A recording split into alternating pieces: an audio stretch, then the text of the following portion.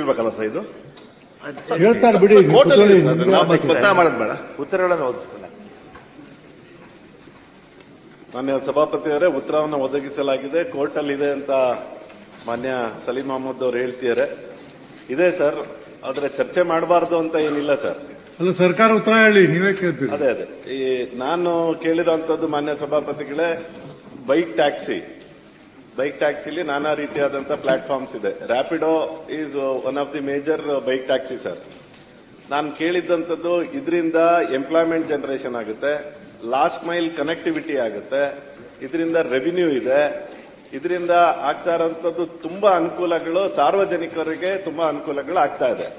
ಹಾಗಾಗಿ ಇದಕ್ಕೆ ಸೂಕ್ತವಾದಂತ ಸರ್ಕಾರ ತೀರ್ಮಾನ ತಗೊಂಡು ನಾವು ಕೋರ್ಟಲ್ಲಿದೆ ಅದಕ್ಕೋಸ್ಕರ ಚರ್ಚೆ ಮಾಡೋದು ಬೇಡ ಅನ್ನೋದಕ್ಕಿಂತ ನಾವು ಕೋರ್ಟಿಗೆ ಸರಿಯಾದಂತಹ ಮಾಹಿತಿಗಳನ್ನ ಕೊಟ್ಟು ಅವ್ರು ಏನು ಇವತ್ತು ಆ ಪ್ಲಾಟ್ಫಾರ್ಮ್ ಯೂಸ್ ಮಾಡ್ತಾ ಇರೋಂತಹ ಓನರ್ಗಳಿದ್ದಾರೆ ಅವ್ರ ಜೊತೆ ಕೂತು ಇದಕ್ಕೆ ಬೇಕಾಗಿರುವಂತ ಸಣ್ಣ ಪುಟ್ಟ ಬದಲಾವಣೆಯನ್ನ ಸರ್ಕಾರದ ವತಿಯಿಂದ ಮಾಡಿದ್ರೆ ಸರ್, ಇಲ್ಲಿವರೆಗೂ ಗಿಗ್ ವರ್ಕರ್ಸ್ 8 ಲಕ್ಷ ಜನ ಯುವಕರಿದ್ದಾರೆ ಸರ್.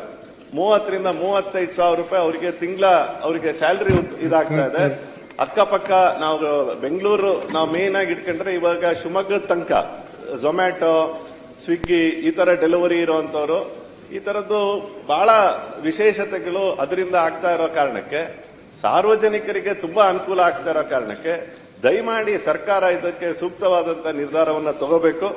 ಜೊತೆಗೆ ನಮಗೆ ಕಾರ್ ಪೂಲಿಂಗು ಇದೇ ಪ್ಲಾಟ್ಫಾರ್ಮ್ ಅಲ್ಲಿ ಇದೆ ಸರ್. ಕಾರ್ ಪೂಲಿಂಗಿಗೂ ಕೂಡ ಇವರು ವ್ಯವಸ್ಥೆ ಮಾಡ್ತಾ ಇಲ್ಲ.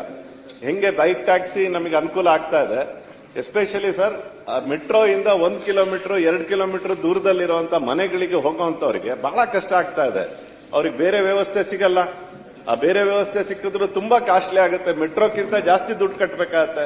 ಬೈಕ್ ಇದ್ರೆ ಅವರು 1 ಕಿಲೋಮೀಟರ್ 2 ಕಿಲೋಮೀಟರ್ ಹೋಗುವವರಿಗೆ ಅನುಕೂಲ ಆಗುತ್ತೆ. 8 ಲಕ್ಷ ಜನ ಇಲ್ಲಿವರೆಗೂ ಸರ್, ಇಲ್ಲಿವರೆಗೂ 50 ಲಕ್ಷ ಜನಕ್ಕೆ ಇದು ಅನುಕೂಲ ಆಗಿದೆ ಸರ್. ಅದರಿಂದ ನಮ್ಮಂತ ಸಣ್ಣ ಊರಿಗೂ ಅದು ಬಂದಿದೆ. ಮತ್ತೆ ಕಾರ್ ಪೂಲಿಂಗ್ ಬಗ್ಗೆನೂ ಕೂಡ ನಾವು ಹಿಂದೆನೂ ಕೂಡ ಕೊಟ್ಟಿದ್ವಿ ಮಾನ್ಯ ಸಭಾಪತಿಯವರೇ, ಕಾರ್ ಪೂಲಿಂಗಿಗೆ ಅವಕಾಶ ಮಾಡಿಕೊಡಿ ಅಂತ. ಸರ್ಕಾರ ಇದ್ರೊಳಗಡೆ ರೆವಿನ್ಯೂನ ಹೆಂಗ್ ಕಲೆಕ್ಟ್ ಮಾಡಬೇಕು ಅನ್ನೋದು ಸಭಾಧ್ಯಕ್ಷರೇ,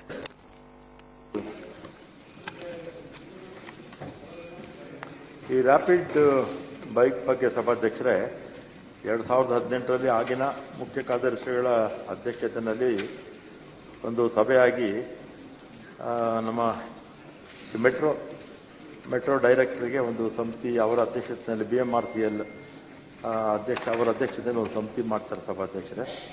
ಆ ಸಮಿತಿ ಏನು ಹೇಳ್ತಾರೆ ಅಂದರೆ 22/5/19ರಲ್ಲಿ ಬೈಕ್ ಟ್ಯಾಕ್ಸಿ ಯೋಜನೆ ಜಾರಿಗೊಳಿಸುವುದು ಕಾರ್ಯಸುವುದು ಆಗಿರುವುದಿಲ್ಲ ಅಂತ ವರದಿ ಕೊಡ್ತಾರೆ.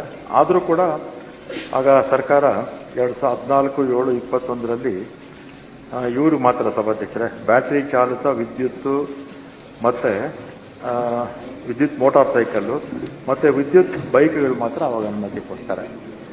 ಆಮೇಲೆ ಏನಾಗುತ್ತೆ, ಅವ್ರು ಯಾರೂ ಕೂಡ ಅಪ್ಲೈ ಮಾಡಲಿಲ್ಲ. ಅವಾಗ ಅವಕಾಶ ಇದ್ರೂ ಕೂಡ ತಗೊಳ್ಳಿಲ್ಲ. ಮತ್ತೆ ಆಗೇನಾಯ್ತು, ಈ ಆಟೋ ಚಾಲಕರು ಇವರೆಲ್ಲ ಸ್ಟ್ರೈಕ್ ಮಾಡಿದ್ರು. ಜ್ಞಾಪಕ ಇರಬೇಕು ನಿಮಗೆ, ಸೆಪ್ಟೆಂಬರ್ 11ನೇ ತಾರೀಕು ಇವರು ಬೈಕ್ ರ್ಯಾಪಿಡೋ ಬೈಕ್ನವರು ಪೆಟ್ರೋಲ್ ವೆಹಿಕಲ್ಸ್ನ ಉಪಯೋಗಿಸ್ತಾ ಇದ್ದಾರೆ, ನಮಗೆಲ್ಲ ತೊಂದರೆ ಆಗ್ತಾ ಇದೆ ಅಂತ ಅವರು ಕೂಡ ಅವಾಗ ಸ್ಟ್ರೈಕ್ ಮಾಡಿದ್ರು. ಪೆಟ್ರೋಲ್ ವೆಹಿಕಲ್ಸು ಅವಾಗ ಅವಕಾಶ ಕೊಟ್ಬಿಟ್ಟಿದ್ರೆ ಈ ಸಮಸ್ಯೆನೇ ಇರ್ತಿರಲಿಲ್ಲ. ಅವಾಗ ಬರೀ ಎಲೆಕ್ಟ್ರಿಕ್ ಬೈಕು ಸ್ಕೂಟ್ರು ಮಾತ್ರ ಅವಾಗ ಕೊಟ್ಟರು, ಇದಕ್ಕೆ ಪೆಟ್ರೋಲ್ ವೆಹಿಕಲ್ ಕೊಟ್ಟಿರಲಿಲ್ಲ. ಆಗ ಕಂಪ್ಲೇಂಟ್ಸ್ ಎಲ್ಲ ಬಂತಲ್ಲ, ಆಗ ನಾವೇನು ಮಾಡಿದ್ವಿ, ವಿತ್ಡ್ರಾ ಮಾಡ್ಕೊಂಡ್ವಿ. ಆಮೇಲೆ ಸಭಾಧ್ಯಕ್ಷರೇ, ಗಿಗ್ ವರ್ಕರ್ಸ್ದು ಅವ್ರು ಯಾರು ಪ್ಯಾಸೆಂಜರ್ಸ್ನ ತೊಗೊಂಡೋಗಲ್ಲ, ಬರೀ ಇವ್ರನ್ನ ಕರ್ಕೊಂಡು ಹೋಗ್ತಾರೆ. ಯಾವುದೋ ಊಟ ಗಿಗ್ ವರ್ಕರ್ಸು ಸ್ವಿಗ್ಗಿ ಇದೆಯಲ್ಲ, ಅವರೇನು ಊಟ ಏನು ಪಾರ್ಸಲ್ ಇರುತ್ತೋ ಅದನ್ನು ಮಾತ್ರ ತೊಗೊಂಡೋಗ್ತಾರೆ, ಅದೇನು ರಿಸ್ಟ್ರಿಕ್ಷನ್ ಏನಿಲ್ಲ. ಪ್ಯಾಸೆಂಜರ್ಸ್ನ ಯಾರು ತೊಗೊಂಡೋಗ್ತಾ ಇದ್ರು ಅವರು ಮಾತ್ರ ನಾವು ರಿಸ್ಟ್ರಿಕ್ಟ್ ಮಾಡಿದ್ದೆ ಅಷ್ಟೇ. ಆಮೇಲೆ ಈ ಕಾರ್ ಪೂಲಿಂಗ್ದು ಕೂಡ ಏನು ಆ ಥರದ್ದು ನಾವೇನು ರಿಸ್ಟ್ರಿಕ್ಷನ್ ಏನು ಮಾಡಿಲ್ಲ, ಅದಕ್ಕೇನು ಕಾನೂನು ಯಾರೂ ನಮ್ಮನ್ನು ಕೇಳಿಕೊಂಡು ಇಲ್ಲ, ನಮ್ಗೆ ಇದೇನೂ ಅವಕಾಶನೇ ಇಲ್ಲ ಸಭಾಧ್ಯಕ್ಷರು. ಅದರಿಂದ ನಮ್ಮ ಮತ್ತೆ ಕೋರ್ಟಲ್ಲಿ ಬೇರೆ ಇದೆ. ಆಮೇಲೆ ಅವ್ರೇನು ಮಾಡಿದ್ರು, ಇದ್ರ ಮೇಲೆ ಸಿಂಗಲ್ ಬೆಂಚಲ್ಲಿ ಹೈಕೋರ್ಟಲ್ಲಿ ಅಪೀಲ್ ಮಾಡಿದ್ರು. ಸರ್ಕಾರ ಏನು ನಿಲುವು ತಗೊಂಡಿದೆ ಅದನ್ನು ಈಗ ಡಬಲ್ ಬೆಂಚಲ್ಲಿದೆ. ಇನ್ನೇನು ತೀರ್ಪು ಕೆಲವೇ ದಿನಗಳಲ್ಲಿ ಬರುತ್ತೆ. ಕೋರ್ಟ್ ಏನು ತೀರ್ಮಾನ ಕೊಡ್ತಾರೆ ಅದಕ್ಕೆ ಬದಲಾಗುತ್ತೆ. ಮಾನ್ಯ ಸಚಿವರೇ, ನಿಮಗೆ ನನ್ನ ರಿಕ್ವೆಸ್ಟ್ ಏನು ಅಂದ್ರೆ, ಇದು ಬರೇ ನಮ್ಮ ಬೆಂಗಳೂರಲ್ಲಿ ಮಾತ್ರ ನಡೀತಾ ಇರೋದಂಥದ್ದಲ್ಲ, ಇಡೀ ದೇಶದಲ್ಲಿ ಬೈಕ್ ಟ್ಯಾಕ್ಸಿ ತುಂಬಾ ಜನಕ್ಕೆ ಅನುಕೂಲ ಆಗಿದೆ. ಈಗಲೇ ರಿಜಿಸ್ಟರ್ಡ್ 8 ಲಕ್ಷ ಜನ ಯುವಕರಿದ್ದಾರೆ. ಹಾಗಾಗಿ ನಾವು ಕೋರ್ಟಿಗೆ ಯಾವ ರೀತಿ ಅವರಿಗೆ ಅನುಕೂಲ ಮಾಡಿಕೊಡಬೇಕು ಅನ್ನೋಂಥದ್ದನ್ನ ಒಂದು ಮಾಡಬೇಕು. ಇದರೊಳಗಡೆ ಟ್ಯಾಕ್ಸ್ ಕಲೆಕ್ಷನ್ ಕೂಡ ನಮಗೆ ಹೆಚ್ಚು ರೀತಿಯಲ್ಲಿ GST ಕಲೆಕ್ಷನ್ ಆಗ್ತಾ ಇದೆ. ನೀವು ಗಿಗ್ ವರ್ಕರ್ಸ್ ಅಲ್ಲಿ ಬೇಸಿಕಲಿ ಝೊಮ್ಯಾಟೊ, ಸ್ವಿಗ್ಗಿ ಅಂತವ್ರದನ್ನ ಹೇಳ್ತಾ ಇದ್ದೀರಾ. ಆದ್ರೆ ಜನರನ್ನ ಕರ್ಕೊಂಡು ಹೋಗೋದ್ರಿಂದ ಬೈಕ್ ಟ್ಯಾಕ್ಸಿ ತುಂಬಾ ಅನುಕೂಲ ಆಗುತ್ತೆ.